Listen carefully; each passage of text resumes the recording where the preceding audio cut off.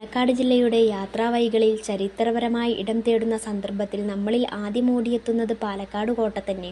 ഇന്നും ഒരു കേടുപാടുകളും കൂടാതെ 200-ലധികം വർഷത്തെ ചരിത്രമായി നിലനിൽക്കുന്നു. ടിപ്പു സുൽത്താൻ കോട്ട എന്ന് പൊതുവെ അറിയപ്പെടുന്ന പാലക്കാട് കോട്ടയുടെ ചരിത്രം. അതിമനോഹരമായ ഈ കോട്ട മൈസൂർ സുൽത്താനായ ഹൈദർക്ക് വേണ്ടി ഫ്രഞ്ച് ഈജിപ്ഷ്യന്മാരുടെ നേതൃത്വത്തിലാണ് നിർമ്മിക്കപ്പെട്ടത്. എന്നാൽ പലരും ഇവിടെ ആദ്യം ഒരു കോട്ടയുണ്ടായിരുന്നു എന്ന് പറയുന്നുവെങ്കിലും ആ വാദത്തിന് അത്ര ശക്തി പോരാ. പാലക്കാട് രാജാവും കോഴിക്കോട് സാമൂതിരിയും തമ്മിലുള്ള അഭിപ്രായ വ്യത്യാസങ്ങളെ തുടർന്ന് 1732 മുതലുള്ള കാലത്ത് പാലക്കാട് ദേശം ശക്തമായി ആക്രമിക്കുകയുണ്ടായി. അതിർത്തി മേഖലകളിലെ വയൽ മേഖലകളുള്ള തർക്കങ്ങളായിരുന്നു ഇതിന് പ്രധാന കാരണമെന്നറിയപ്പെടുന്നു. 1757 തലസ്ഥാന മേഖല വരെ ആക്രമിക്കുകയുണ്ടായി. ഈ സമയം ഹൈദർ അലി അതിശക്തമായി മാറുന്ന സമയം കൂടിയായിരുന്നു. അങ്ങനെ പരാജയത്തിൽ നിലനിൽക്കുന്ന കുമ്പിയച്ചൻ ഹൈദർ അലിയുടെ സഹായം തേടി.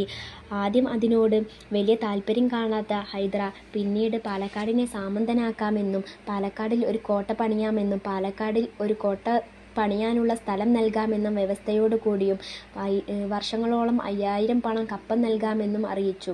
മക്തൂം അലിയുടെ ഒരു പടയോടൊപ്പം സാമൂതിരിയുടെ അടുത്തേക്ക് അയക്കുകയും ചെയ്തു. എന്നാൽ ഹൈദർ അലിയുടെ തീരുമാനം മണ്ണുകോട്ടകൾക്ക് പകരം ശക്തമായ പാറക്കല്ലുകൾ കൊണ്ടുള്ള കോട്ട നിർമ്മിക്കുക എന്നായിരുന്നു. ഇട്ടിക്കോമ്പി അച്ഛൻ്റെ സുഹൃത്തായിരുന്ന കല്ലേംകുളങ്ങര രാഘവവിശാരിയുടെ കോട്ടയ്ക്കുള്ള പ്രദേശം കണ്ടെത്താൻ വിമുക്തനായി. അപ്രകാരം കോട്ടയ്ക്ക് സ്ഥാനം കണ്ടെത്തി മക്തൂം അലി തന്നെ കോട്ടയുടെ നിർമ്മാണം തുടക്കം കുറിച്ചു. 1766 ഇതിന് പണി പൂർത്തിയാവുകയും ചെയ്തത്. 1782 ഹൈദർ മരണപ്പെട്ടപ്പോൾ അടുത്ത രാജാവായി ടിപ്പു സുൽത്താൻ എത്തുകയുണ്ടായി. പിന്നീടുള്ള കാലം ബ്രിട്ടീഷുകാരുമായുള്ള നിരവധി പോരാട്ടങ്ങളായിരുന്നു. പാലക്കാടിനെ കേന്ദ്രമാക്കി ടിപ്പു സുൽത്താൻ പല റോഡുകൾ നിർമ്മിക്കുകയുണ്ടായി. പൊള്ളാച്ചി, പളനി, ഫറൂഖിൽ നിന്നും പാലക്കാട് വഴി കോയമ്പത്തൂരിലേക്കും കോട്ടക്കലിൽ നിന്ന് അങ്ങാടിപ്പുറം പാലക്കാട് വഴി ടിപ്പു സുൽത്താൻ റോഡുകൾ നിർമ്മിക്കുകയുണ്ടായി.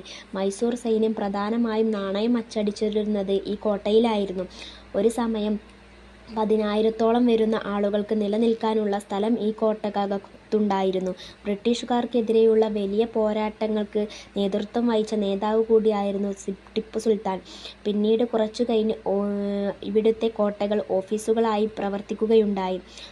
മലബാർ മേഖലകളിലെ ജയിലുകൾ നിറഞ്ഞപ്പോൾ അധികം വരുന്ന തടവുകാരെ പാർപ്പിക്കാൻ ഈ കോട്ടകൾ ഒരു ജയിൽ നിർമ്മിക്കുകയുണ്ടായി. എന്നാൽ 40ഓളം വരുന്ന തടവുകാർ മരണപ്പെടുകയും ചെയ്തു. സംരക്ഷിത മേഖലയായി മാറിയ ഈ കോട്ട ആർക്കിയോളജിക്കൽ സർവേ ഓഫ് ഇന്ത്യയുടെ കീഴിലാണ് പ്രവർത്തിക്കുന്നത്. കോട്ടയ്ക്കുള്ളിൽ ഒരു ക്ഷേത്രവും കാണപ്പെടുന്നു. ഇപ്പോഴും ഒരു കേടുപാടുകളും കൂടാതെ നിലനിൽക്കുന്നു. ഈ നാടിനെ ജനങ്ങൾ അധികവും വന്നു ചേരുന്ന ഈ പാലക്കാട് കോട്ടകൾക്കു തന്നെ.